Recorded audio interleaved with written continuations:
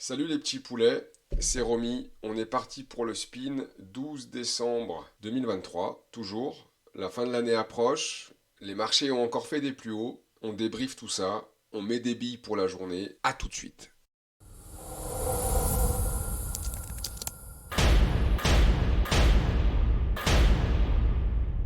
Bienvenue tout le monde, c'est de nouveau Romy. On attaque le spin comme tous les matins. Petite routine les petits loups. C'est l'essentiel de tout ce merdier. Les gens n'y arrivent pas en général sans prétention et parce qu'on se fait tous dérouiller. Simplement, c'est une histoire de discipline. C'est une histoire de putain de discipline. Tous les matins, on arrive sur les marchés, on a fait un brief, on sait ce qu'on fout là, ou tout du moins on essaye de comprendre l'écosystème dans lequel on interagit, on essaye de cadrer tout ce merdier, parce que si on arrive le cul au cas de vent, concrètement, ça va être compliqué. Déjà que ça l'est, plus que ce que ça en a l'air, quand on a essayé de borner un petit peu ce merdier. Du coup, je ne peux vous conseiller que de vous mettre une putain de routine et une putain de discipline. C'est comme ça que ça commence. On est sur le Nikkei, et le Nikkei, il nous a fait son petite dinguerie sur la MM50H4. Donc là, on est en 4 heures, on voit qu'on vient des plus hauts. En vrai, c'était le point où moi je suis rentré, on voit là que je suis rentré à la vente ici, j'ai souffert, et puis on revient sur mon prix d'entrée parce que je jouais ce reflux des cours de la MM50 4 heures. Résultat des courses, je suis revenu au point où je suis rentré. Je me suis juste cassé la tête toute la journée hier avec cette cochonnerie parce que le timing est jamais si simple que ça et il faut laisser respirer un petit peu le marché. Il y avait une invalidation si on repassait les plus hauts, elle était claire du coup.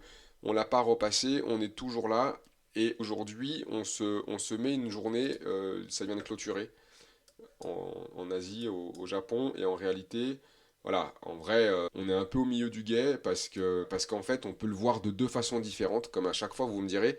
Mais là, on est sur un niveau où on avait matérialisé qui était entre ces deux bornes-là, en pensant qu'il pourrait ranger là-dedans ou se décaler un peu, ce qui peut être le cas. Du coup, on n'est pas du tout à l'abri qu'en horaire, ils viennent prendre appui, pardon, sur CMM50. Donc on a deux scénars qui se... Et là pour le coup les deux sont vraiment valables. Donc en fait je vais m'écarter du Nikkei.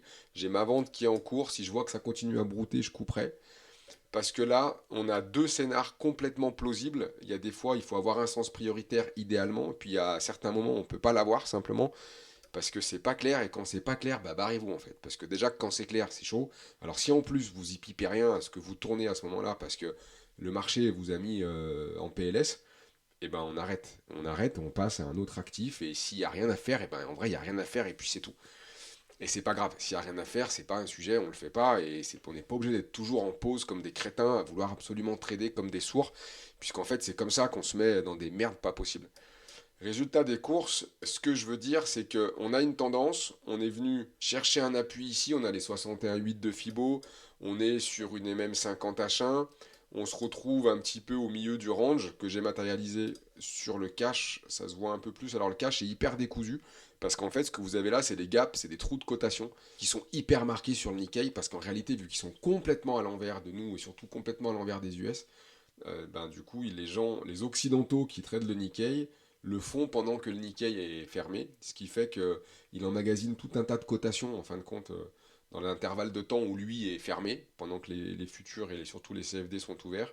Et donc, du coup, quand on refait la cotation à l'ouverture, il faut prendre en compte toutes ces interactions qu'il y a eu pendant la nuit chez eux, qui étaient la journée chez nous, en fait. Et du coup, ça crée des décalages de ouf qu'on voit quand même assez moins violents, je trouve, sur les indices européens. Là, lui, c'est une dinguerie ce truc. Il est cool, mais sensation forte garantie. Du coup, mollo, piano sur ce putain de Nikkei. Et donc, on voit que là, c'était ce range-là que j'avais borné. Les moyennes mobiles sont pas au même endroit parce que ce truc-là cote pas en continu. Donc on n'a pas la MM, c'est pas la MM 51 heures qu'on a en soutien. C'est une MM, c'est une 50, mais daily, mais qui est tout à plat, donc qui va à peu près rien dire. C'est plus ce que je voulais mettre en lumière, c'est il est venu prendre appui pas loin du middle range en fait, qui est quasiment à la moitié de cette espèce de range de folie dans lequel il se trouve depuis le début de l'année, non, depuis juin, depuis 6 mois il est là-dedans. Et honnêtement, soit On revient faire un mouvement sur le haut de ce range-là et on revient appuyer plus bas, ce qui est clairement un potentiel.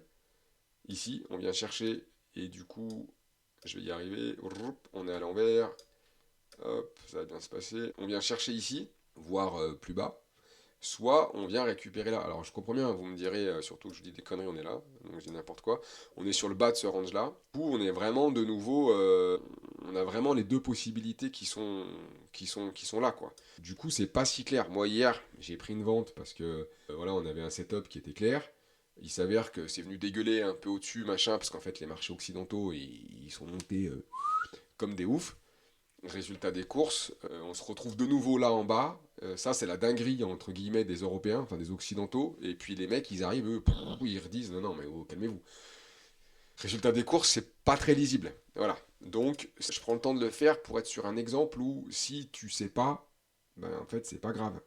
En fait, il n'y a rien à savoir. Il n'y a même rien à sentir. Il y a juste des setups. Là, le setup, il est pété. Il y avait un setup hier, on l'a pris, là, il n'y est pas. Bon, ben, on attend. On attend que, en tout cas, moi, là, pour moi, c'est pas assez clair. C'est pas assez clair parce que concrètement, en termes de proba, autant ça revient chercher les plus hauts parce que les Occidentaux, ils moonent comme des débiles, autant eux, ils ont déjà mooné, ils sont en avance, entre guillemets. Le moonage a eu lieu ici, du coup, ils vont revenir chercher le bas de leur range. Mais en vrai, c'est 50-50, donc moi 50-50, j'y vais pas, je sais pas faire. Track, ça c'est fait, on est là. Les Noachi, qu'est-ce qu'ils nous ont fait? On est en délit sur nos petits chinois, et nos petits chinois, genre les chinois sont en train de nous exploser le fion sous tous les niveaux, et moi je les appelle les petits chinois. La dinguerie chinoise est un peu hors norme là, puisque pendant que tout le monde est, et encore une fois, To The Moon, donc vous aurez compris que TTM, c'était le petit clin d'œil pour To The Moon, c'est parce que les cryptopathes dont je fais partie me font kiffer que ça. Résultat des courses, ben lui, il se mine verte. Donc encore une fois, vous voyez, ce truc-là, en ce moment, on est en fin d'année, et c'est des phases qui sont pas lisibles et qui usent, et qui m'usent moi aussi, et qui usent le capital, et qui usent la tête, parce que ces trucs-là sont pleins de contradictions, et là encore plus à ce moment-là de l'année. Ce qui est pas une réalité absolue, hein. C'est pas parce qu'on est à la fin de l'année, mais c'est juste que là, en plus, ça tombe à la fin de l'année. On a la tête dans les fêtes, tout le monde est fatigué, les gamins cassent les couilles, enfin tout va bien. Donc, faut savoir se préserver aussi, et c'est le gros problème du trading, c'est que si tu commences à te mettre des buts journaliers, ce qu'on fait tous au départ, et tu commences à rentrer dedans comme un sourd, en disant ouais, je vais faire tant, je vais faire tant, et ben il y a des mois où tu vas pas y arriver, et il y a des mois où en fait, le meilleur trading que tu auras fourni, c'est juste de sauver ton capital en fait, et c'est déjà bien. C'est déjà bien, c'est pour ça qu'il faut le voir sur un global, il faut le voir sur une année, c'est pour ça qu'il faut avoir des volumétries de compte qui sont importants, sinon bah, avec 1000 balles tu peux rien faire parce que tu es en train de te coller la tête, en fait c'est improbable. Et c'est là qu'on arrive à ce que je vais développer de plus en plus, c'est-à-dire les propres firmes, parce que si on le fait correctement, si on choisit bien ses partenaires, eh ben, tu peux te retrouver avec plus de capital, donc tu peux lisser tout ça et t'es pas dans l'obligation et dans l'obsession de cliquer, ce qu'il faut te sortir littéralement de la tête. Puisque il y a des fois, ben, quand tu sais pas, et puis c'est tout en fait. Et voilà pour la digression du Nikkei. On va sur les US. Alors voilà, là on a un Dow Jones en weekly, on part toujours sur les grosses unités vers les petites unités. Et en weekly, ça nous dit quoi? Ça nous dit qu'en fait, ça arrête pas de péter une durite. Je l'avais dit, honnêtement, j'arrive pas à le faire. Je suis sincère avec vous, j'arrive pas à passer à la vente, à l'achat là-dessus, alors que c'est très très con. Et je me rends compte que je suis dans mon espèce de biais psychologique de confirmation complètement pété. Et vous réalisez pas à quel point le fait d'être en vidéo avec vous, même si je sais que personne ne me regarde, et ben je parle pour moi. Et en fait, c'est hyper important, puisque ça me permet de me rappeler que en fait je l'avais dit, mais je le fais pas. C'est le paradoxe de ce truc, c'est la dinguerie de tout ce merdier. C'est que là, je vous dis des trucs le matin, et il y a des fois, c'est pas si simple à appliquer quand tu es face aux écrans. Après, quand j'ai coupé tout ça, je suis tout seul avec tout mon merdier, et c'est pas si facile, même si ça paraît clair de le dire. C'est pour ça qu'il y a une différence stratosphérique entre être un analyste, raconter la messe, ce que je fais là, et dire ouais, c'est tout haussier, machin, il y a encore des perspectives de hausse, ce qui est vrai, et être derrière ton écran et cliquer et te convaincre de tout ça face à toute cette folie, puisqu'une fois que cette histoire est en route, il y a plein de faux signaux, il y a plein d'écueils au milieu qui font que tu as vite fait de te faire promener la tête. Et c'est pas si simple, parce que même si je vois qu'il y a de la progression, et ben j'ai quand même la petite voix dans ma tête qui me dit ouais, mais c'est des ouf. Et on s'en fout que ce soit des ouf en fait. Et c'est là que c'est super dur. Il faut arriver à être méga factuel et dire ouais, ils sont pinés en fait. Ils sont juste pinés, les types. Et peut-être qu'ils veulent juste se faire une putain de fin d'année. Je l'avais dit là, ça. Je l'avais dit aux potes.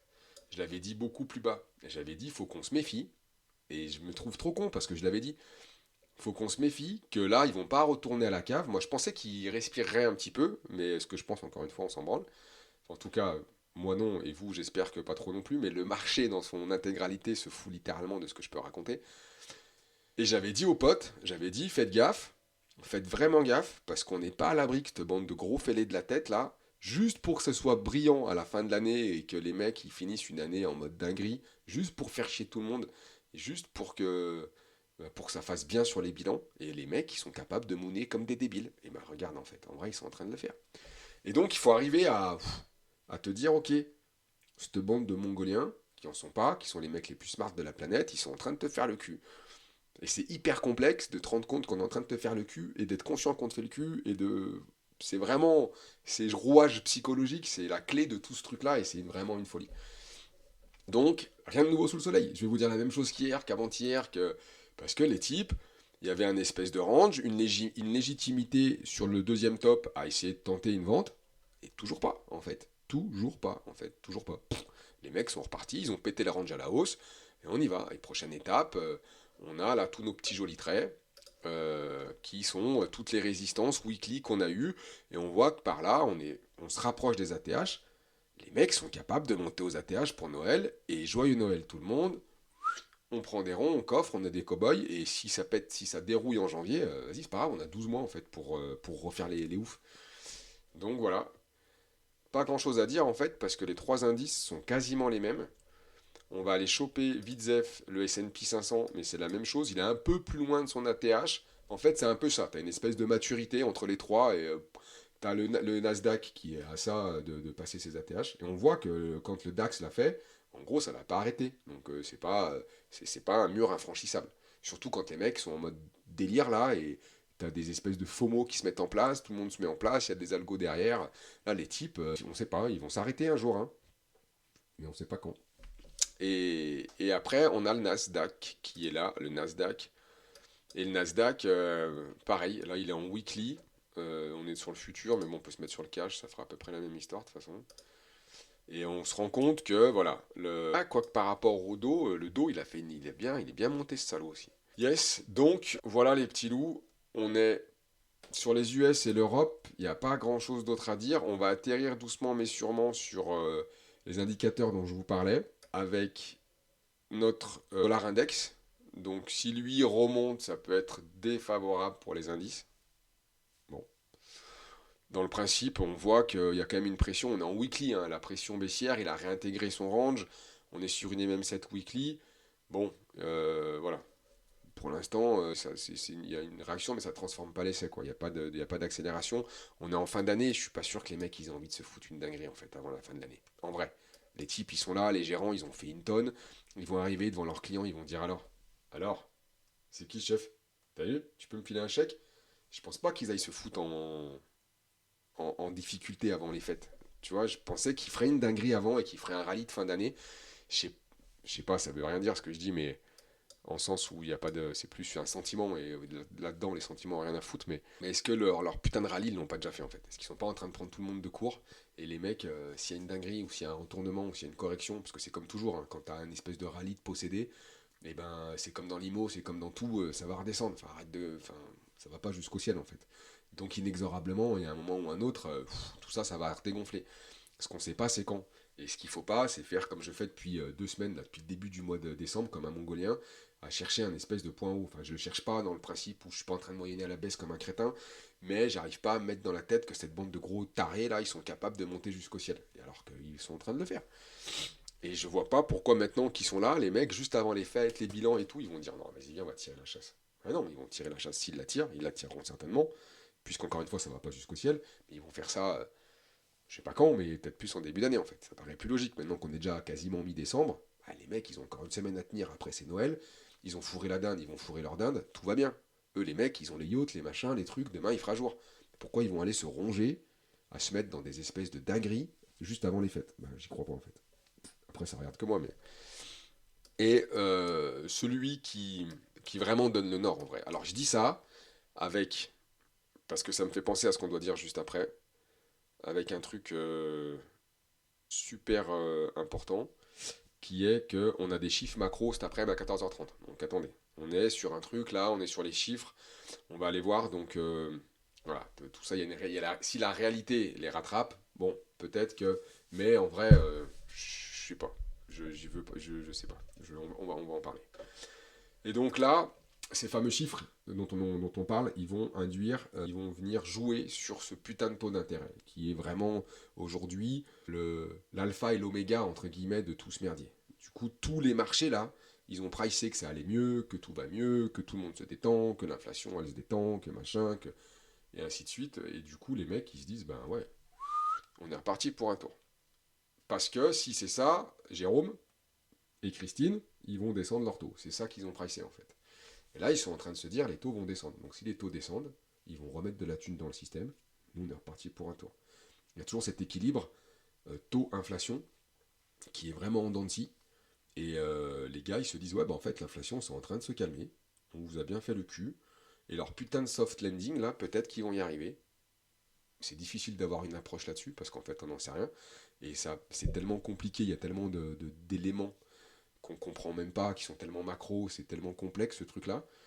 En tout cas, le marché, lui, price que ça va le faire. C'est ça qu'il dit, lui, le marché. Est-ce qu'il a raison? On n'en sait rien. En tout cas, il part de ce principe-là que Jérôme et Christine vont se détendre. Et ça veut dire quoi concrètement? Ça veut dire que ces putains de bougies, elles continuent à descendre sur le taux à 10 ans. Et on voit que là, on a fait un plus bas, et qu'en fait, on a un petit rebond technique qui est, somme toute, normal, tu vois, et que ça repart un peu à la cave. Et donc, si lui descend, les autres, ils mounent. Il n'y a pas de sujet. Et ça, là, ça va être en fonction notamment des chiffres de cet après-midi. Et on y est, on y vient. Et je vous laisse après là-dessus, les gars. Je vais essayer de choper crack pistache. Allez, pim, cet après-midi, on a l'indice des prix à la consommation. Donc en fait, ça va vraiment être l'inflation. Ça va vraiment être cette putain d'inflation qui va être prise en compte. Avec l'indice des prix à la consommation mensuelle, l'indice des prix à la consommation annuelle, et on a l'indice des prix à la consommation hors alimentaire et énergie. Donc là, on a vraiment, ils appellent ça le FP, je sais plus, j'ai un doute, le CPI, et du coup, voilà, on est attendu sur un truc un peu flat. Si là, les prix à la consommation, ils ont plus augmenté, ils sont plus hauts que prévu, ça veut dire qu'en fait, l'inflation n'est pas butée tant que ça. Donc, Jérôme, vu qu'en fait, on se rend compte que l'économie américaine, elle est résiliente de ouf, et ben ça peut dire que, en gros, si ces chiffres-là sont meilleurs que prévu, ça réouvre la porte de, attends, on va peut-être pas baisser les taux tout de suite, on va peut-être même pouvoir les remonter, parce qu'en fait, ils ont de la marge de manœuvre, puisque les créations d'emplois, ça va, les augmentations de salaire, ça va, en vrai, sur les chiffres macro, et ben t'as l'impression que ça va, en fait. Et du coup, bah, peut-être que ça va pour de vrai, on n'en sait rien. Enfin, tu vois, j'en sais rien, moi je vis pas aux US, je vois juste que chez nous, il y a une angoisse anxiogène, c'est machin, c'est tout ce que tu veux, mais à la fin, les chiffres, ils sont là, et ça va. Résultat des courses, si ça va trop bien, ça veut dire que là, les prix continuent d'augmenter, et ben Jérôme, il va retaper. Donc, ma petite courbinette qui était là peut remonter. C'est-à-dire qu'ils peuvent remonter, ils peuvent remonter les taux. Et à ce moment-là, on continuerait à réduire les liquidités, à réduire tout ça, et ça participerait d'un, d'un grippage. En fait, là, les marchés, ils espèrent que genre, il y a eu toute cette dinguerie et que ça va pas gripper en fait. C'est ce qu'ils appellent leur putain de soft landing. C'est-à-dire qu'en gros, ils ont fait de la fisse de puterie de ouf. Ils ont fait avec le Covid, enfin, tout, la guerre, machin, les inflations. Et que les types, en fait, ça va, en fait. Qui sont juste arrivés en remontant un peu les taux. Ils ont pas buté l'économie, ils ont buté l'inflation. Et les mecs sont en train de se persuader que demain, il fera jour. Et ils ont sûrement raison, j'en sais rien en fait. C'est ça qui joue. Donc voilà ce qui se cache derrière ces putains de chiffres et la psychologie des gros acteurs en fait, qui ont vocation à imaginer à 6 mois à l'avance. Et c'est pour ça que les mecs, ils se projettent sur des potentielles hausses ou baisses de taux dans les mois à venir. Et c'est ce fameux atterrissage soft ou niqueur de mouche. C'est fini pour moi aujourd'hui, les petits loups. Ça fait 20 minutes. J'espère que c'est pas trop long, mais c'est comme ça que c'est bon. il paraît. Hein. Donc, tu vois, on va pas changer une équipe qui gagne, parce que là, je suis entre moi et moi. Du coup, moi, ça me va. Du coup, dites-moi, vous, si ça vous va. Et il faut que je pense à un truc, c'est vous dire de vous abonner, de machin et tout. Je suis pas encore le youtubeur de l'espace, là. Il faut le faire. Mais vu que je sais que personne me regarde, c'est un peu rigolo tout ça, parce que je me parle à moi-même. Mais je vous kiffe quand même, et je vous dis à plus tard.